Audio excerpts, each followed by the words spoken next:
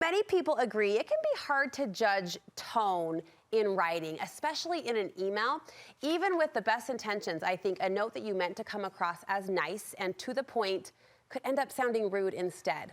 Well, my next guest says there are 8 ways your emails may be disrespectful, and she's sharing how to fix them. Suzette Blakemore is a subject matter expert for Franklin Covey. It's so great to meet you. Great to meet you. I love your brand. I love this topic, and I'm curious to know if you think these mistakes that we'll get into, these 8 mistakes, are these most commonly professional mistakes, or could we be making them in our personal correspondence too? We can make them in all correspondence because it's communication, right? Yeah. So whether you're at work or home, these are things that we can all get better at. And I'm thinking some people, it's easy to misinterpret tone in text too. So do these apply to text messages? Yes. Yes, communication.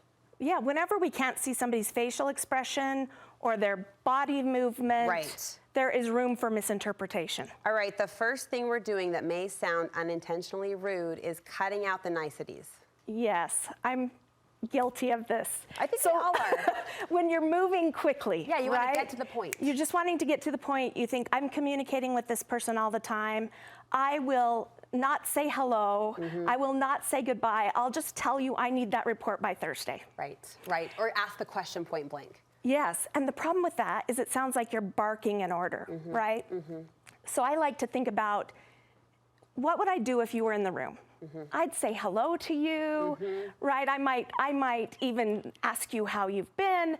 Then I'd get to what I need to have done, and I'd certainly use please and thank you and goodbye. Always, and we're going to get to some other great points. They're all fantastic. This is perhaps my favorite, just because it's the basic human courtesy, right, of life. And sometimes I think if you are adding these niceties in an email in our fast-paced, quick-moving society and environment, you feel cheesy. You feel a little Pollyanna as you're dripping out the hellos and the pleases and the thank yous. But I love that you're validating that. Be nice. Be nice. Be nice in your emails. Another mistake, uninformative subject lines. Yes. So most people are looking at their email and they're filtering through, what do I have to answer right now versus what I could put aside and answer later. So a subject line that gives a lot of detail, right? It might say, important, I need something by April 5th at 5 p.m. Oh, that's longer. It's a longer subject line, but it gives everything somebody needs to know so they don't have to pop into the email, figure out what you need, and then decide whether to answer right away.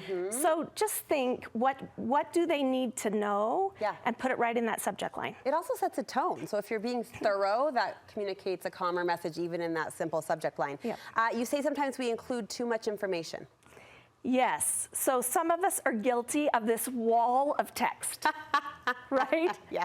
If you're writing 2 or 3 paragraphs or a wall of text, you probably ought to pick up the phone and just call somebody or walk into an office and call someone. I mean, how old-fashioned is that? We can make a phone call. We need more phone calls. I agree. I agree. If it's too long, just say it voice to voice. Say it voice to voice. Adding too many recipients, and you are touching on a huge pet peeve of mine right now, so go ahead. Please take the floor before I do. Well, Brooke, you probably know. What is the problem with adding too many recipients? If you're copying a million people, first of all, you're escalating it. So don't copy my boss unless you want my boss to respond. And secondly, half the people on that recipient line don't care about what you're going to say. It doesn't involve them. You are so right. So you're making the mistake sometimes, again, because you're moving fast. Yes. You're thinking you'll pull everyone in, but you could be escalating it and making people feel like, why did they just copy my boss? Do they not trust me? Exactly. Right? So you don't want to do that to people. The other thing you don't want to do is copy a bunch of people who didn't need to weigh in, who are now going to weigh in. Thank you. I'm just going to clip this out and have it on my phone and play it around for people that I really like, but they could do better in this category. You say it's rude to routinely email during off hours. I'm guilty of this. I think most of us are. And here's what we think. I know I'm a night owl. And I will think, nobody will get this right now. They'll see it in the morning. Why does it matter? Yes. Unfortunately, a lot of people have those dings and pings and alarms set on their phone. So you could actually be waking them up. So we need to think about that.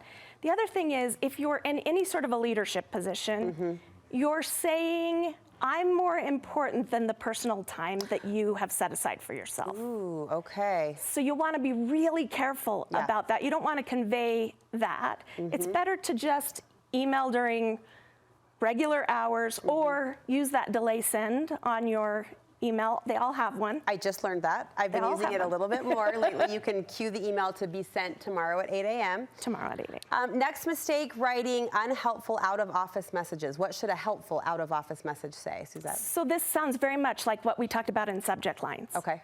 Just add more. So if think about this, whoever came to you for email needed something from you likely. Yeah. So when they get an email that says, I'm in Hawaii till next week. Right.